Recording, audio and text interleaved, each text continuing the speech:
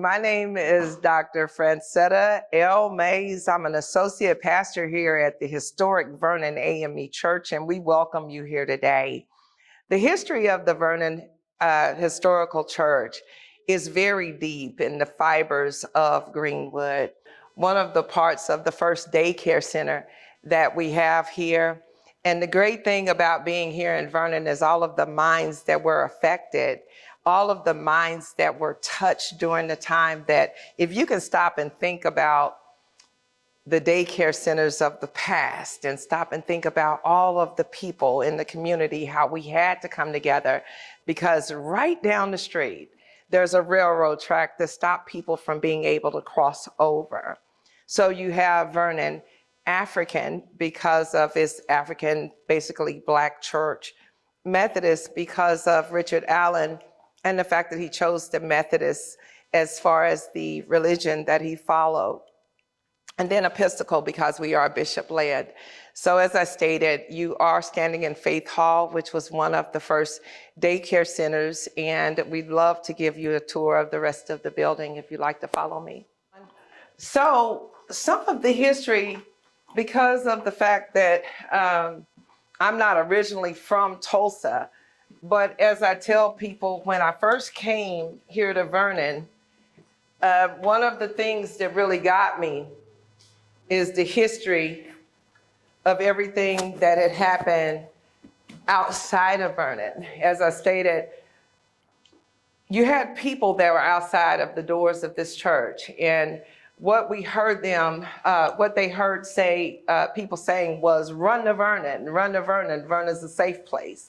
And when you think about run to Vernon, Vernon's a safe place, and everything's on fire outside.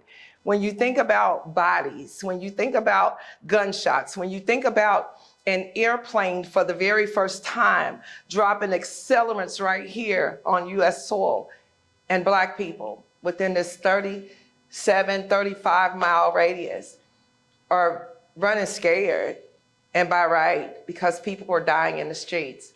But those few, and we don't know clearly what the numbers were. They've said they were 300. We don't know. But we do know that what they ran to was right here. This picture that you see of this fragmented building is what they were running into. Now, the great thing about the resilience that we were speaking of earlier is the fact that, as you can see on the top, there was some renovations that were being done by several people within the community. You also see over here a finished product. In 1 year, you see this basement that was rebuilt. And we have a book of redemption that shows how we could put together all of our nickels, dimes, dollars, and be able to rebuild together. And that's essentially where we are right now, is in a rebuilding stage. Okay, for the contribution that our pastors Ben Hill and his wife Fanny made, this is actually a library that was named after them. Typically in the AME faith, you know, when you have a contribution, they will typically dedicate a room or a cornerstone or something on your behalf. And so that's the room that you're standing in right now. There's a lot of history here that a lot of people come in and they recognize that we had 600 businesses in this 35 block area. We had 21 churches, 21 restaurants, 30 grocery stores. We had 2 movie theaters, 6 private planes, Black owned. We had a hospital, a bank, post office, schools, libraries, law offices, and we even had our own bus system. So when you stop and think about the community that was burned down, but even more insulting when you stop and think about the fact that our community had to be what it was because you couldn't go across the railroad tracks. So everything that we built and built together was forced. We basically had to build those things in order to have some of the modern conveniences. And it's just a shame that the resilience that we as a people actually displayed back then, some of those areas of being forced to be together and now having an option not to be, is creating so much diversion still. We're having to experience a breakdown where we are not able to rebuild as a result of us not seeing the bigger picture of what unity in our community truly looks like. So again, this is a portion of our library where we're pretty proud of a lot of the things that we have here, from Black Wall Street to the dirt that was found over at Oak Lawn Cemetery, also to the bricks that was found in the restroom across the hall. A couple of years ago, there were some mechanical plumbing issues, that they had over in the ladies' room right across the hall. When they called the architects out and called the plumbers out to figure out what the problem was, they smelled smoke. So they, of course, thought that that was an issue. What they found was that these bricks that were up under the church still smell like smoke from over 102, almost 3 years ago now. We have the name Vernon, which is Dr. William T. Vernon, which was a pastor in Vernon, Oklahoma, which has a little small church there that I visited when I was about 16 years old. So the irony of being a pastor, associate pastor here, now it just kind of blows my mind because I never thought about it then. But the fact that Mr. Vernon was the first, or Dr. Vernon was the first that signed money. He was the first Black man that signed money. He was secretary of registrar of the treasury. And so that was quite commendable.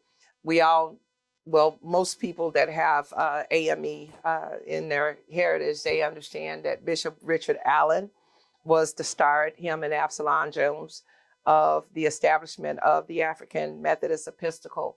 African, because of course we're Black. And, it goes to the history of who we are. When I stopped to do a little research on Bishop Allen, they're very in tune with disciplines and doctrines here. I want to know, what am I here for? And so what I did was I took it a step further, and I want to know, who is this guy, and where at 17 years old did he become so passionate about everybody? It's like, how did we get here?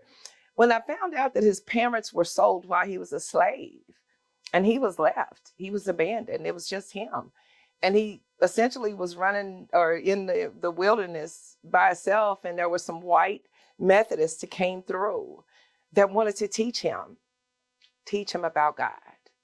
And we all know from our own history that the way everything is set up is based off of Catholicism, the Roman Empire. And if we understand what we're actually dealing with right now, it's kingdom versus kingdoms. It's real simple for us to understand that there's a kingdom of heaven, and the way that that's ran, it tells us to love our neighbor as ourselves. It tells us that we are to forgive, and all of the basics of which we're told to do. Richard Allen, he did that. He went out and he got 4,000 other Black people and said, y'all come to this Methodist church. The only problem is that when we start building, like we did all those businesses, the only issue becomes when we do what we do and we do it well. When we do what we do and we do it well, and they were able to bring like 4,000 Black people into the Methodist church. And what we get to thinking sometimes is that we're included. So when they came and noticed that the church was so full, they went down into the white section, him and Absalom Jones, and went to go kneel to pray. And as soon as the white people from that Methodist community saw that they were in the wrong section, they went and grabbed them and said, no, you can't pray here. You've got to get up. And they asked, can we just finish praying? No, you got to get up. This is why we have to fight for our individual rights. The culture of who we are, it supersedes what people perceive us to be. But we spend so much time allowing what's been told and what we've heard to keep us in essentially a bondage. And what I love about Benny Hill and Fannie Hill and their story is that Miss Fannie has been coined as the grandmother of Greenwood. And her character, her integrity is the essence of a woman of God. But here's the story that no one really shared. They babysat for the Carters. And there's a picture over here that shows the relationship of Jimmy Carter and Miss Fannie Hill. Now, everybody understands that Black people often would babysit for white people. What wasn't told in this situation is that the Carters babysat for them as well. These are situations that I believe that we could have done a better job with canceling out some of the generational patterns of hatred and anger had we just been honest about relationships that were being forced in the back. The children, whether they were illegitimate children or not, you still have relationships of bloodline that we can tell by the different shades of Black, that there's always been like a hidden love of community, not so much as community, there's been a hidden love of the nature of who we are as people. And, we do have to classify who we are as Blacks and as African American, but we also have to understand that we're humans. And there's another drive and an expectation that we have to try to get back to in order to bring back the peace. And this is one of the favorite parts of being in this room, because I think about these being the faces of some of the ones that started here, and they still go here to Vernon. We still have members that Brother Alfred, I think here it is, Leroy Alfred. Brother Alfred still comes here, gives an amazing tour of what happened here at Vernon. He's the one that I was saying, he'll tell you about Sandpipe Hill, and he'll tell you all the stories. One of the things I don't want you to miss in this room is if you turn around and you look at the cast iron poles and get a good look at these cast iron poles, because when you look at the one over here that has that doesn't have any damage, so to speak, to it, just smooth. But then over here, you think about people saying, run to Vernon, run to Vernon. Vernon is a safe place. But all of these indentations is a sign of the accelerants and the power of it that was dropping from those planes. And if you imagine skin burning, the bodies that would have been hurting so bad that they would have died in the streets anyway. So we have a lot to think about where we've been, but more so how not to get back here. All right, so the continuation, this is a part that I really love, is that I got to meet this artist. Her name is Catherine Mitchell, and she's a gap artist, and I don't know what gap means, okay, because I didn't ask her that. But when I first came to Vernon, in this church itself, it does something to you. When I first came to Vernon, I would come down this hallway, and I'd always see this full tree. And I would stop sometime because it has these little movable leaves on it. And it has these little jewels that's in it. And I didn't understand the artist at the time. I just knew that this did something to me. The only part that I wasn't a part of for me to understand is this part, which is the desecration. I know this part is very personal for those that are from Tulsa, that reside in Tulsa still. The fact that there was so much damage that was done here in this area toward a specific group of people, it represents, I think they said it was like Red Summer, right? And Miss Catherine, who was a jewelry maker, she did explain that this was the destruction. Now, being a pastor and this being in the church, the first thing that I identified with is behind here. There's still the outline of the tree. And she left a little leaf up there, which gave me a little hope. Understanding that, and if there's a leaf that could survive all of this, that's that seed of hope that we get to look at as resilience. Because I know about the fires that have been in my life that I've seen literally. And all the time, it comes back full, it comes back green. But when Miss Catherine was explaining this, there was a $10,000 art contest. She made earrings. She said she had never sat down to do anything like this before, and that God gave her this as a vision. And I can see it. I can see the chains of bondage tied to each segment of this trilogy. This is supposed to represent the bridge of urban renewal that's been put into this community.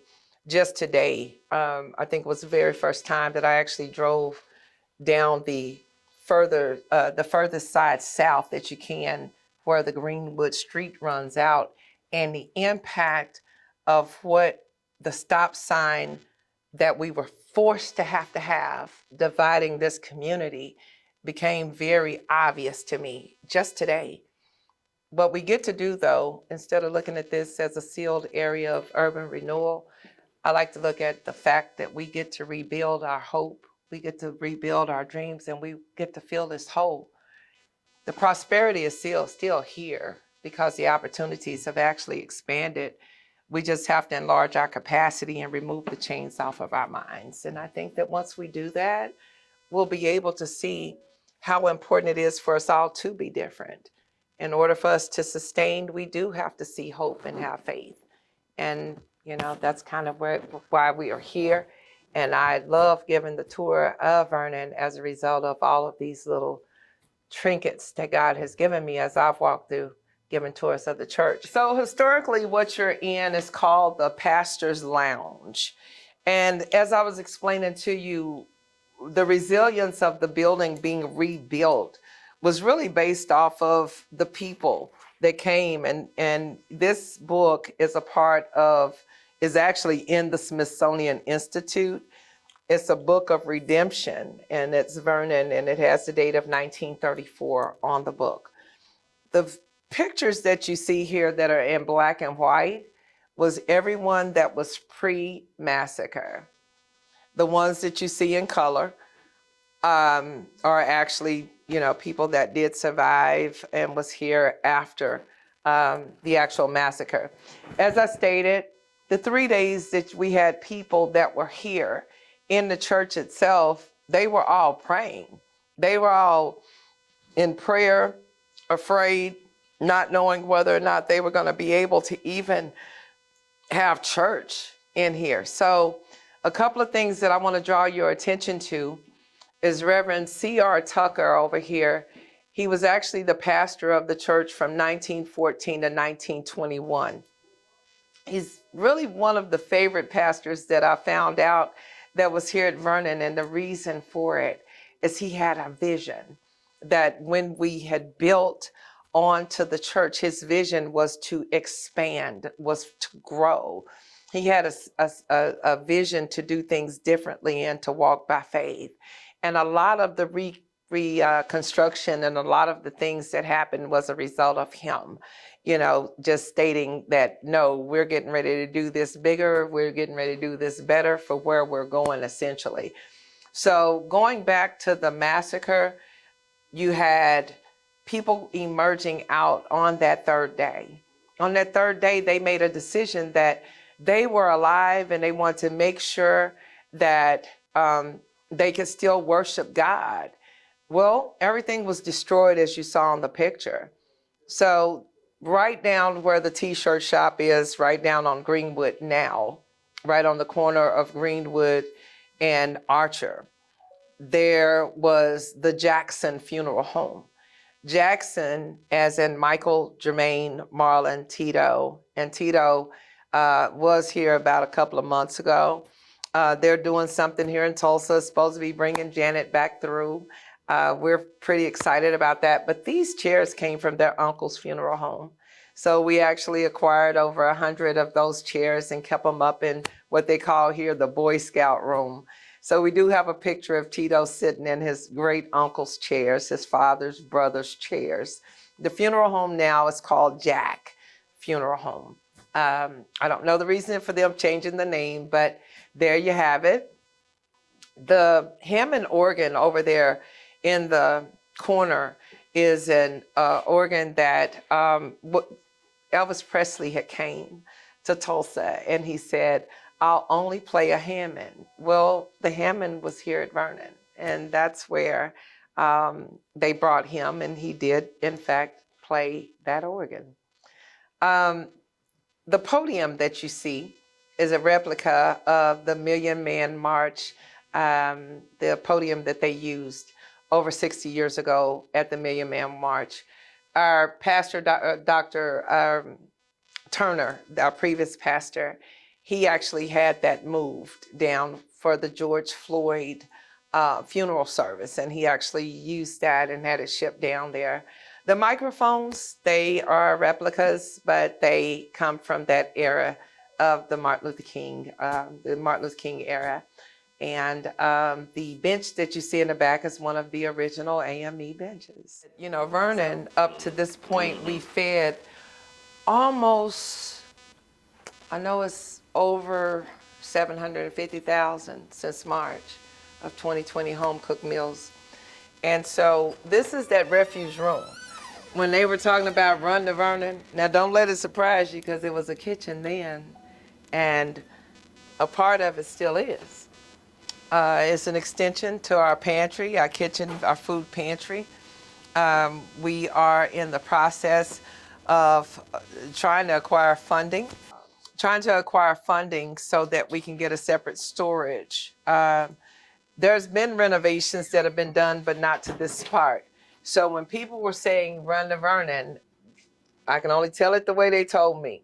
About 300 people came running into the church. This is the building that you see on Killers on Flower Moon, the fire coming up out of the back. This is that room that you're entering. So when you come into this room, which we call it our refuge room, this is the room where you had people that were in here. Some of the brick masonry work, even back in the day, to have double bricks. I say this is of God, right?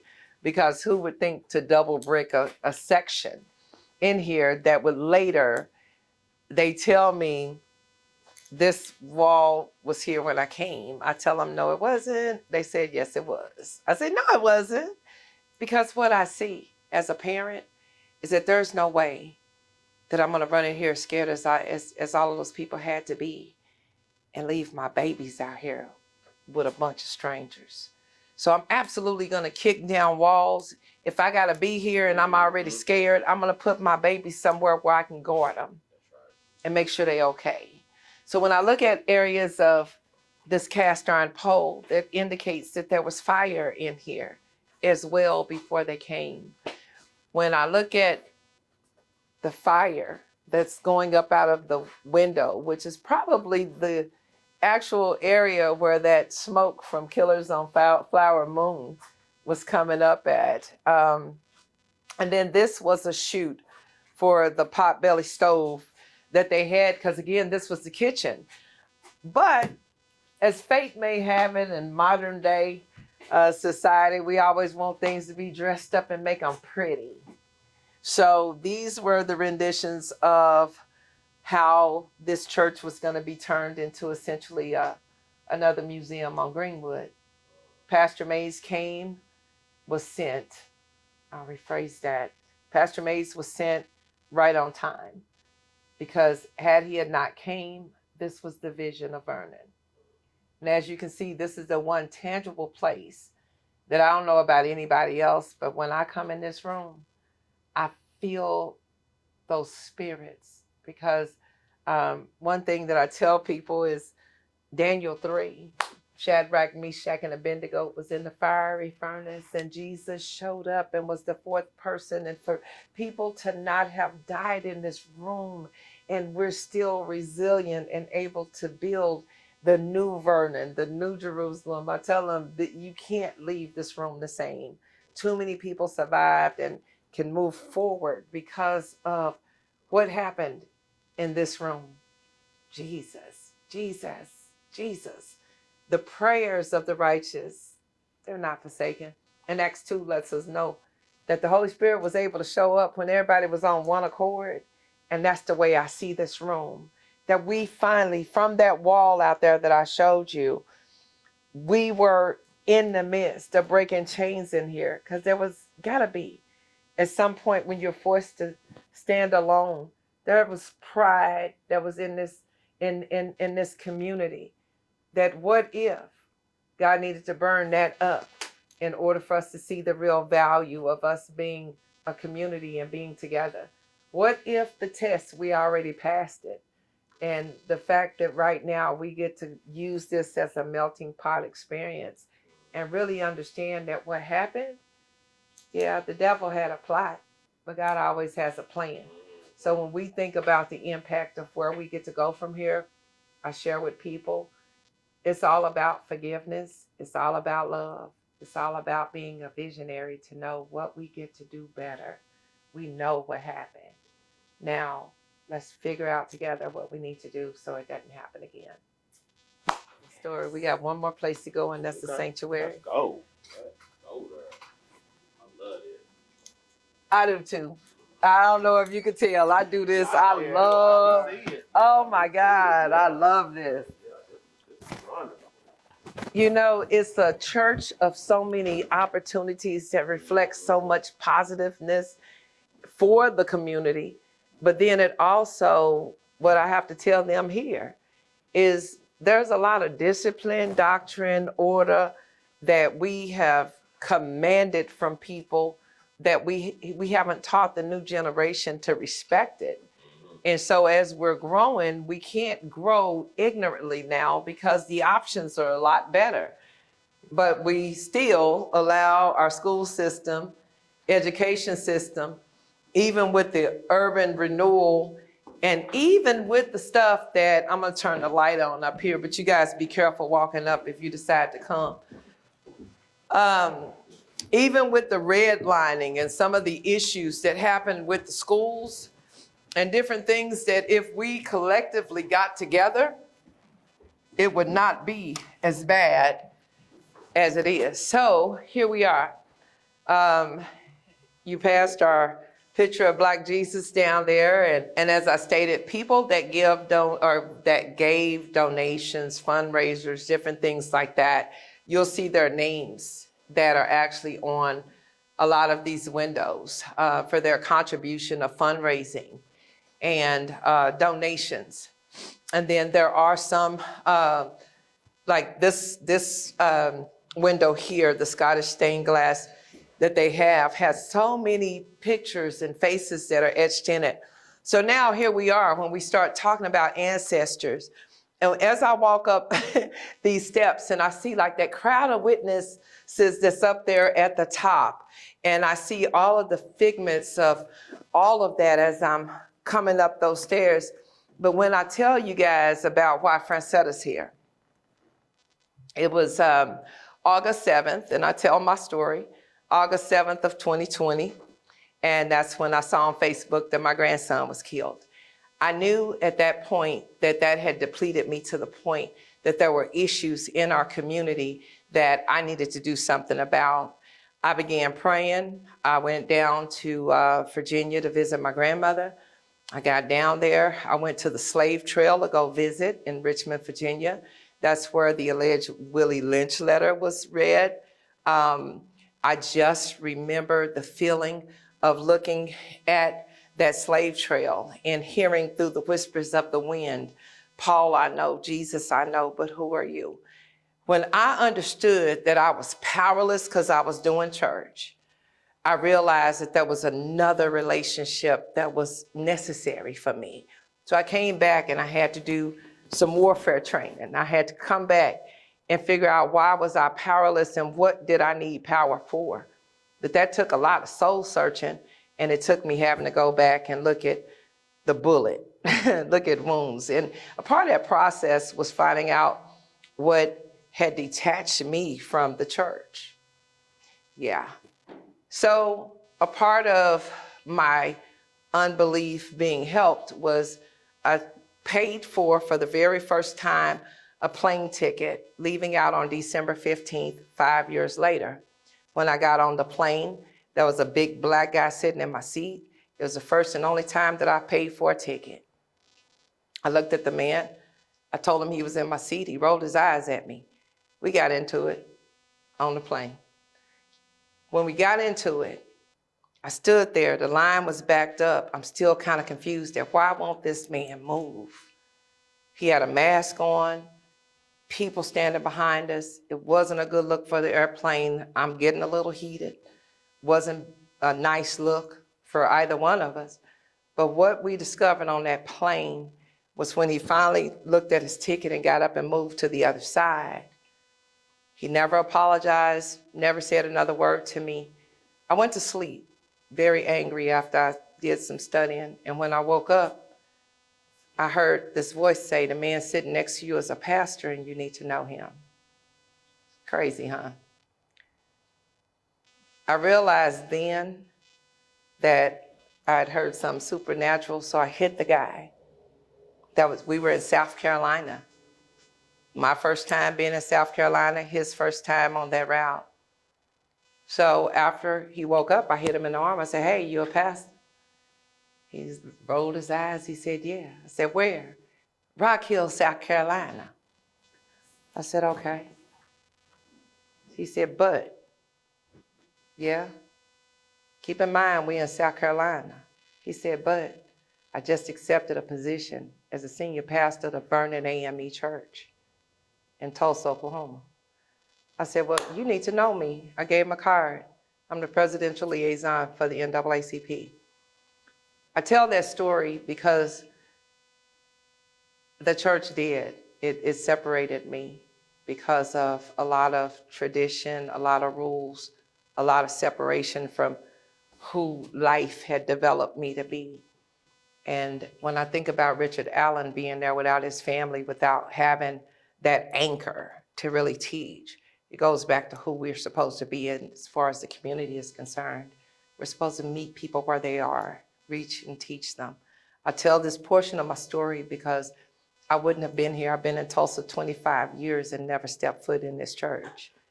But when the Lord called me through that airplane ride and for me to come and to hold the seat that I hold at this ministry, but it goes beyond that because what I was able to see when I first came on my guided tour was when I opened up these doors and I tell everybody, welcome to the Vernon experience, because you're stepping foot into one of the oldest historical churches.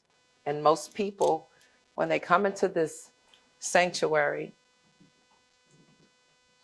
there's a feeling that you cannot deny. There's a feeling of those ancestors that we speak of. And when you think about the seats that were filled at one point with the educators and the various people from the community and the impact of what it means. So those are some of the things that when you come into this sanctuary, and my experience being a seer, as I stated, I was standing approximately here when I was walking, just looking up, and I saw red blood coming down the cracks of the top of this church, and it was red, bright red. And it was signified that it was bright red because there was oxygen still in it. I was looking for the blood to turn dark because it frightened me. And I initially went to run and I got 3 steps back and the Holy Spirit said, go pray. So I went to the end of this altar and I knelt down to pray. And that's when I experienced the Lord taking me for the very first time that I can remember out of my body and placing me up against this wall. Now I'm still, my body naturally in the physical was still right here at the edge of this altar. However, against that wall where I saw the blood coming down real slow, when I got backed up against the wall in the spirit, I started seeing the blood coming down, but then it started crawling like roots. And it started coming across the floor. And it ended up coming and attaching to my tennis shoes. And when it did, I was instantly injected with a purpose that I can't run from. I can't deny it. I call on it. I've had to fight with it because I didn't come from the church. But when you're called because the ancestors called you, you realize that you've been called to something bigger. And that's what's happening right here at the Vernon AME Church, is that there's been a lot of ancestors that have crossed this way, and they're not pleased with this community. When we stop and think about the death, the destruction, the price that was paid 3% voting in a community that bombs were dropped, help it make sense, because where we stand right now in this historical church that has so many educated individuals in it, now we've relinquished our rights for education to monetize what we can do ourselves and then go back off into the suburbs and only come back to cause division. That has to stop.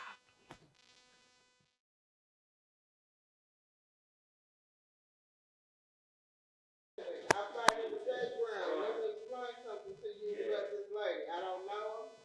Yeah, We one. met one time before, but she spoke the whole truth. Yeah. Because Thank you, the only Lord. way this is gonna ever come back like it really supposed to be, and it can, Yeah. is if we come together as a community. It Absolutely. ain't no mine, my group, your Yeah. group, this group, that group. Until unity comes, Yeah. that was their blood. Mm. They crying out because they like, we built this together. Yeah. We didn't build this separate. We built this together. Mm. We help everybody in this community. Yeah, build this everybody. church.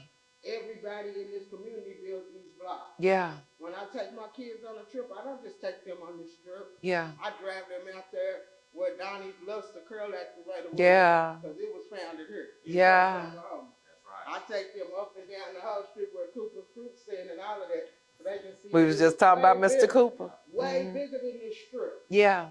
And it can be bigger than this strip again. But we got to come together. Yeah.